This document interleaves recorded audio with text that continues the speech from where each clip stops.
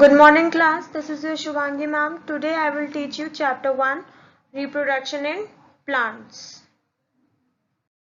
Now all of you please take out your science book, which is Millennium Science for Juniors 5. Now let's start the chapter. Chapter 1, Reproduction in Plants.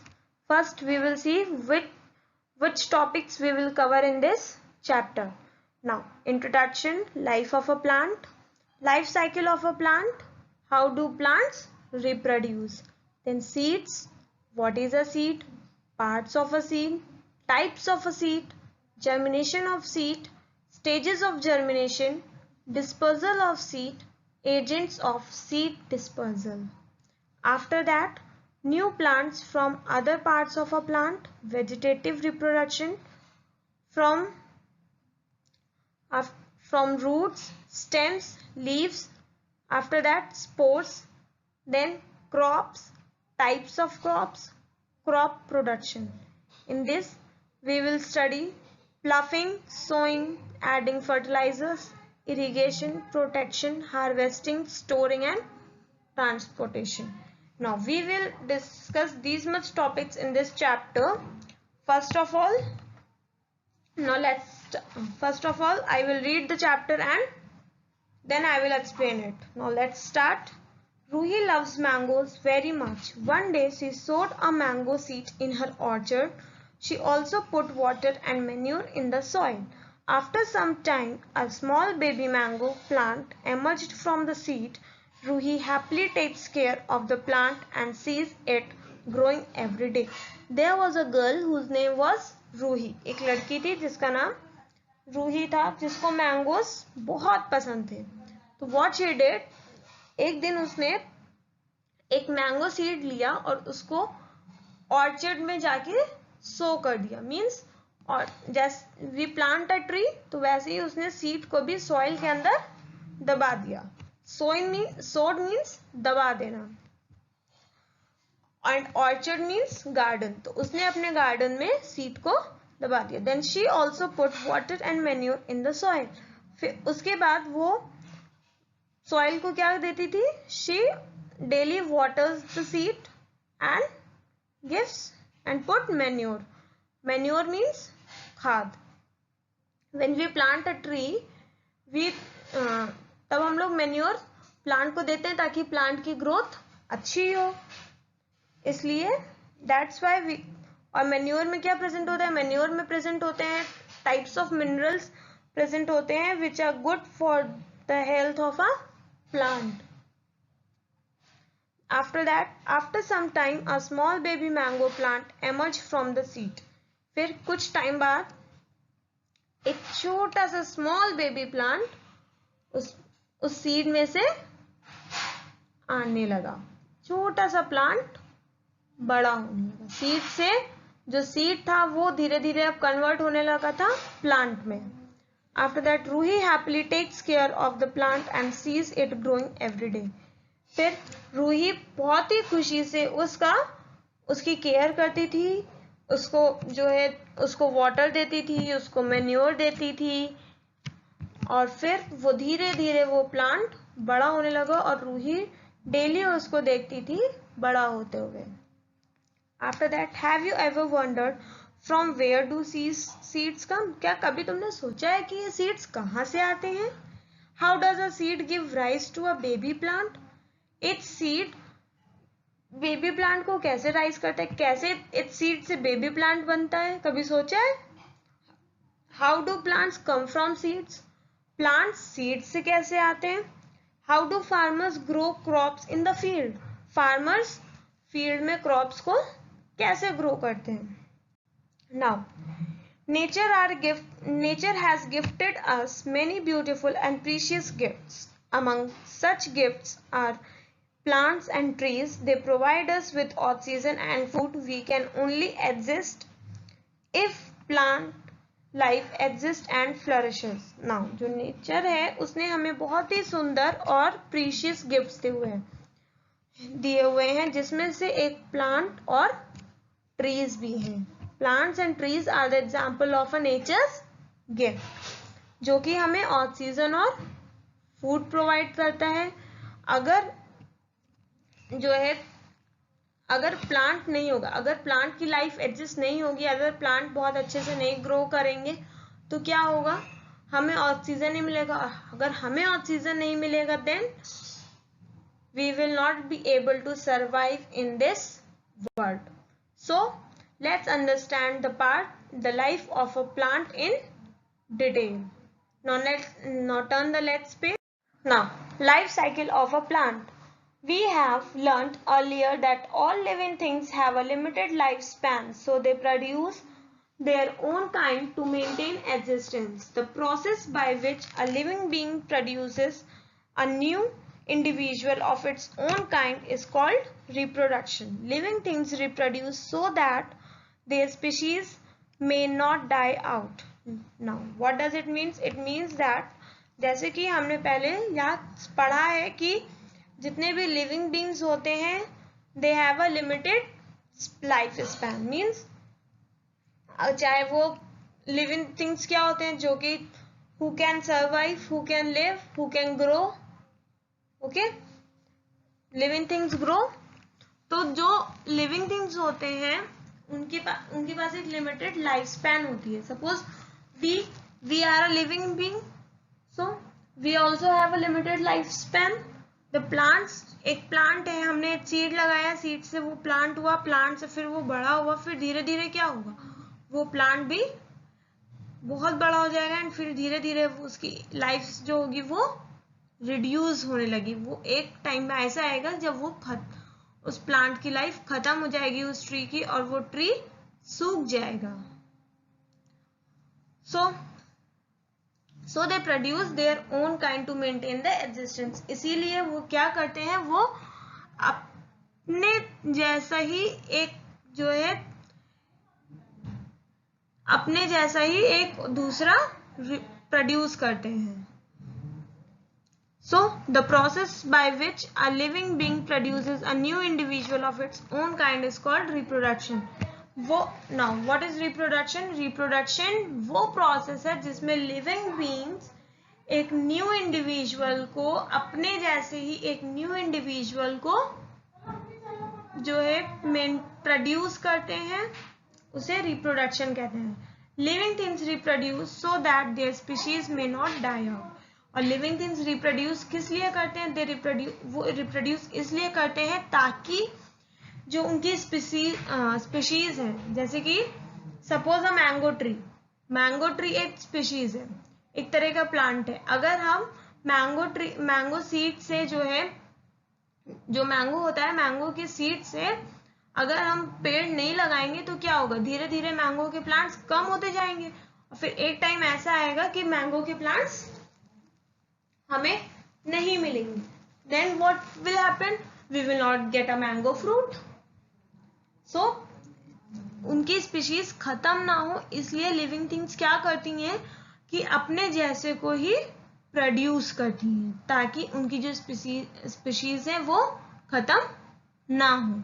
Now every young sapling gradually grows into a mature plant. A plant is said to be mature when it bears flowers. Flowers play the most important role in forming a new plant. Flowers produce fruits which contain seeds.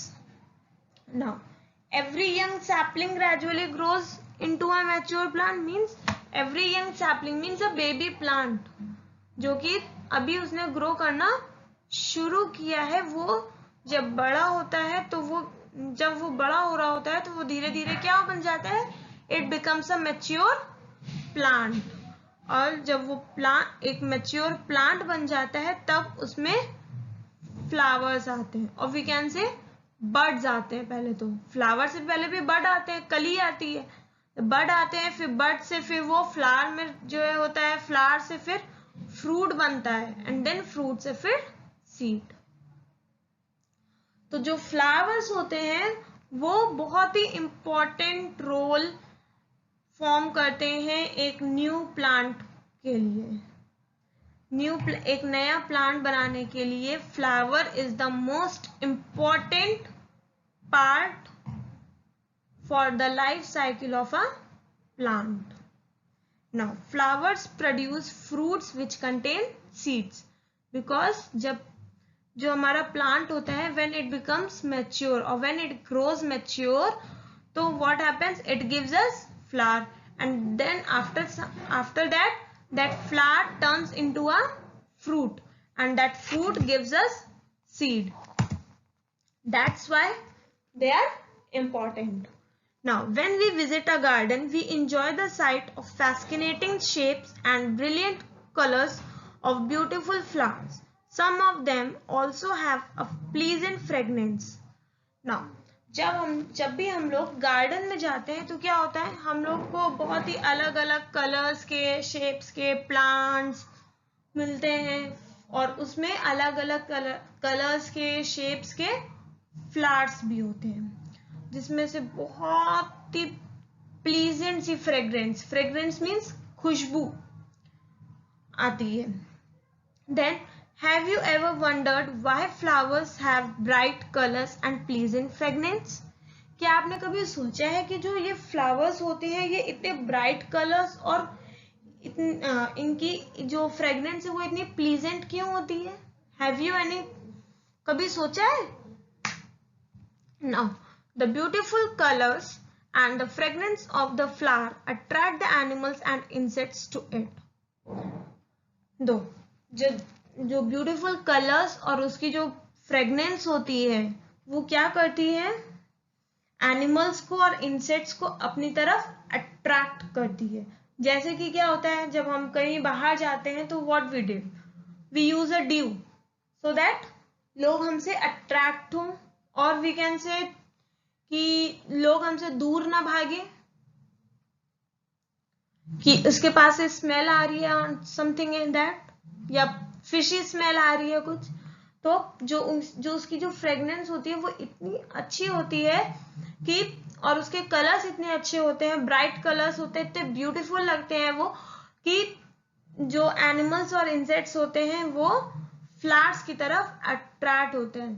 तभी हमेशा जब भी हम लोग ज्यादातर देखते हैं तो फ्लावर्स के पास इंसेक्ट्स होते हैं. Now, when these move from one flower to the other, they transfer tiny particles called pollen. Now, when these move from one flower to the other means जब जो insects होते हैं ये what they do, अभी इस flower पे बैठे हैं, after some time किसी दूसरे flower पे, फिर कुछ टाइम बाद किसी तीसरे flower पे, तो they keeps on moving.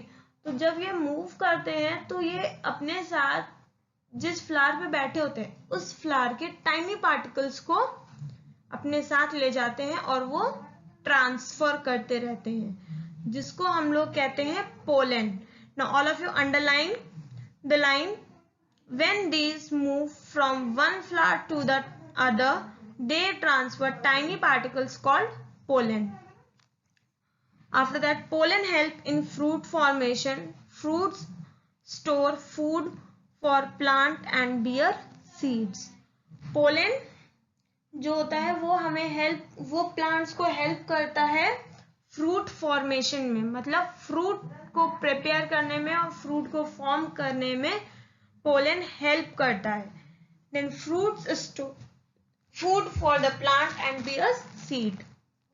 जो फ्रूट्स होते हैं इनमें फूड स्टोर होता है प्लांट्स के लिए और सीड भी होता है. Underline these two all lines also. Pollen help in fruit formation. Fruits store food for the plant and bear seeds. After that, seeds contain the baby plant. When a seed germinates it grows out in the form of a young sapling. The process by which a seed produces a seedling or a baby plant is called germination.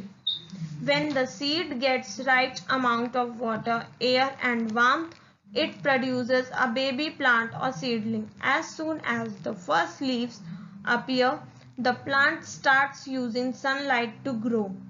Plants also produce flowers and use them to make seeds of their own. Now, अब क्या होता है, जो baby plants होते हैं वो seed को contain कर रहे होते हैं. और जब वो सीड जर्मिनेट करना शुरू करता है। इट मीन्स मतलब जब उस सीड से जो है न्यू प्लांट एक ग्रो करना शुरू होता है तो वो एक फॉर्म लेता है सैपलिंग का। Underline this lines, when a seed germinates it grows out in the form of a young sapling. The process by which a seed produces a seedling or a baby plant is called germination. Underline this also, the process by which a seed produces a seedling or a baby plant is called germination. Now वो process जिसमें एक seed या फिर एक seed produce करता है seedling में या फिर एक बेबी प्लांट में, उसको हम लोग जर्मिनेशन कहते हैं। When the seed gets right amount of water, air and warmth, it produces a baby plant और सीडलिंग। जब एक सीड को एक राइट अमाउंट में वाटर, एयर और वार्मथ मीन्स सनलाइट, एक सीड को मिलती है, तब क्या होता है, एक बेबी प्लांट ग्रो करना स्टार्ट कर देता है। As soon as the first leaves appear, the plant starts using sunlight to grow. और जैसे जैसे बेबी प्लांट वो सैपलिंग ग्रो करने लगता है और जैसे ही उसकी फर्स्ट लीफ आती है, पहली पत्ती आती है, तब से ही जो है सनलाइट जो है प्लांट जो होता है वो सनलाइट को यूज करने लगता है ग्रो करने के लिए। जो कि आपने पढ़ा होगा चैप्टर उसमें क्लास 4 में फोटोसिंथेसिस का प्रोसेस। उसमें क्या होता था, लीव्स जो है सनलाइट को एब्जॉर्ब करती थी कार्बन डाइऑक्साइड का और फिर जो है ऑक्सीजन तो गिव आउट करती थी, फूड प्रोड्यूस होता था। Then plant also produce flowers and use them to make seeds of their own. Then plants क्या करते हैं, वो एक सीड से बेबी प्लांट हुआ, बेबी प्लांट से वो फ्लावर्स को भी बेबी प्लांट से mature plants, and after that mature plants flowers को भी प्रोड्यूस करते हैं और फ्रूट्स को करते हैं, तो उसमें सीड्स होते हैं जिसको वो अपने लिए यूज कर सकते हैं। Now at the left hand side there is a block of a blue color in where the definition of reproduction is written. Reproduction is the process by which a living organism produces a new individual of its own kind. Reproduction वो process है जिसमें एक living organism या फिर living being अपने जैसा एक नया individual produce करता है। Now you can see the cycle at the above of the page where there are some seeds. After that the seeds get the water by the rain and the sunlight, then that seed grows into a seedling, after that mature plant, then bud, then flower, then fruit, and then again seeds, and this completes the life cycle of a plant. Now seeds. See, what is a seed? A seed is a tiny life support package which gives rise to a new plant. If you cut an apple or an orange, you will find seeds inside. A seed like a pip. A seed can be a pip like in apple, a nut in walnut, or a bean, pea, pulses. A pine cone also has seeds inside. New plants grow from these seeds. This means that the seed होता है ये एक छोटा सा life support होता है जिससे एक न्यू प्लांट प्रोड्यूस होता है। Underline this line, a seed is a tiny life support package which gives rise to a new plant. नाउ अगर हम if you cut an apple or an orange, you will find seeds inside. अगर हम किसी Apple को या एक orange को हम लोग कट करेंगे तो हमें क्या मिलेगा, उसके अंदर हमें छोटे छोटे सीड्स मिलेंगे। जो सीड्स होते हैं वो पिप की तरह भी हो सकते हैं जैसे कि एप्पल में मिलते हैं, नट की तरह भी हो सकते हैं जैसे वॉलनट में होते हैं, एक बीन की तरह भी मिल सकते हैं जैसे पीस मटर का या फिर पीस या फिर पल्सेस का। Now, a pine cone also has seeds inside. New plants grow from these seeds. जो नए plants होते हैं, new plants जो होते हैं, वो इन्हीं seeds से grow करते हैं. Now, underline these things. Underline a seed can be a pip like in apple, a nut in a walnut, or a bean, pea, or pulses. A pine cone also has a seed inside. Now, next para. Parts of a seed. To study the parts of a seed, soak a bean seed for a few hours. It will swell up and will be seen to open and will be easy to open. The outer hard cup of the seed that had swollen up is called seed coat. Now, parts of a seed पढ़ने के लिए हम लोग क्या कर सकते हैं कि एक हमने बीन लिया. Suppose we take a rajma or a gram. We soaked it for few hours. कुछ घंटों के लिए हमने उसको पानी में भिगा दिया. What happens after some time? That pulse और gram has been swelled up. जब वो स्वेल हो गया, जब वो फूल गया, तो वो इजी हो जाएगा हमें ओपन करने के लिए. और जो आउटर हार्ड कवर होता है, जो सीड होती है सोखने से पहले, तब सीड कैसा होता है? हार्ड होता है. अगर उसको हम लोग वाटर में सोक कर देंगे तो वो जो सीड होता है दैट बिकम्स सॉफ्ट. ओके, तो जो आउटर हार्ड कवर होता है सीड का, उस जो स्वेलन अप हो जाता है उसको हम लोग कहते हैं seed coat. Underline this line. The outer hard cover of the seed that had swollen up is called seed coat. Now, the seed coat protects the seed until the conditions are favorable for its germination. A seed may remain inactive for weeks, months, or even years. Remove the seed coat and you will find two seed leaves or cotyledons. The seed carries an embryo, that is a baby plant, inside that contains the basic parts, that is small shoot, plumule, and the root radicle from which the seedling develops. The food required to keep the embryo alive is in cotyledons.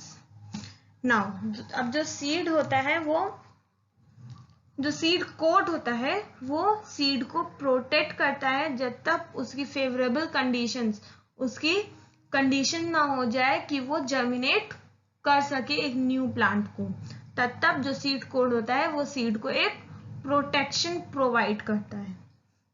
और जो seed होता है वो हो सकता है कि वो कुछ हफ्तों के लिए इनएक्टिव रहे, या कुछ मंथ्स के लिए, या फिर कुछ साल के लिए भी. Now, remove the seed coat and you will find the two seed leaves or cotyledons. अब अगर हम seed coat को remove कर देंगे तो what we will see? We will see two leaves, seed leaves, और जिसको हम लोग cotyledons कहते हैं. जैसे कि हम लोग इधर बगल में पिक्चर बनी हुई है, उसमें हम लोग देख भी सकते हैं. एक ब्राउन कलर का सीड है, और जब उस सीड को ओपन किया गया तो जो आउटर पार्ट है ब्राउन कलर का, that is a seed coat, and the whiter portion is cotyledons या फिर स्टोर्ड फूड. और उसी में देखिए दो छोटे से जो है हमें क्या दिख रहे हैं, दो छोटे छोटे हमें लीव्स दिख रही हैं, which we called it, the leaves are called plumule. और जहां से वो जो है लीफ ग्रो होना शुरू होती है, उस पार्ट को we called it radicle. Okay, now what is embryo? Embryo वो पार्ट जो है सीड को प्लांट में कैरी आउट करता है, या फिर कह सकते हैं the seed carries an embryo inside that contains the basic parts, that is the small shoot, plumule, or we can say embryo is a baby plant which starts rising. Now, the food required to keep the embryo alive is in cotyledons. अब जो food जो होता है उसको क्या require होता है? It requires the embryo to be alive. अगर हम लोग उस बेबी प्लांट को सीड से निकाल देंगे तो क्या होगा? वो प्लांट वहीं पे डेड हो जाएगा, वो आगे ग्रो नहीं करेगा. फिर after that dicot and monocot seeds. Now there are two types of seeds, one dicot and second monocot. Seeds like grams, peas and beans have two cotyledons. These seeds are known as dicot seeds. Seeds like maize, rice and wheat have one cotyledons and are known as monocotyledons. Now अब वो seeds जैसे कि ग्राम, peas, beans जिनमें 2 cotyledons होते हैं, उन seeds को हम लोग डाइकॉट सीड्स कहते हैं. जैसे पीज में हम लोग इधर पिक्चर में देख भी सकते हैं कि पीज को हम लोग जब ओपन करते हैं तो वो 2 पार्ट्स में ओपन होता है. दैट इज जो है डिकॉट सीड्स. और वो सीड्स जो कि जिसमें सिर्फ एक ही कॉटिलिडॉन होता है या जिसको हम लोग पार्ट नहीं कर सकते हैं, वो seeds like maize, rice or wheat. They are known as monocot seeds. Now underline some lines. Remove the seed coat and you will find 2 seed leaves or cotyledons. The seed carries an embryo within bracket baby plant. Inside that contains the basic parts, that is small shoot, plumule and root radical from which the seedling develops. The food required, nothing this. Then in the dicot and monocot seeds mein, underline the whole para. Seeds like grams, peas and beans have 2 cotyledons. These seeds are known as dicot seeds. Seeds like maize, rice and wheat have 1 cotyledon and are known as monocot seeds. Now the germination of a seed. Germination means development of a seed into a seedling or a young plant. A seed can only germinate under certain conditions. Warmth is required for seed cells to become active. Water is necessary for germination as it makes the seed coat soft. This helps the embryo or baby plant to break the seed open and come out. Germinating seeds also need air within bracket oxygen for breathing. Now perform activity 2. Now here what it is saying? It says that germination क्या? Germination is the development of a seed into a seedling or a young plant. मतलब किसी भी seed को का develop होना किसी young plant में या फिर सीडलिंग में, तो उसे हम लोग जर्मिनेशन कहते हैं. एक सीड से यंग प्लांट में हुआ, जैसे कि हम लोग इधर पिक्चर में देख भी सकते हैं. सीड है, सीड से फिर एम्ब्रियो निकला, एम्ब्रियो से फिर क्या हो रहा है? धीरे धीरे बेबी प्लांट, उसकी रूट्स आ रही है. After roots baby plant start हो गया, सीडलिंग होने लगी.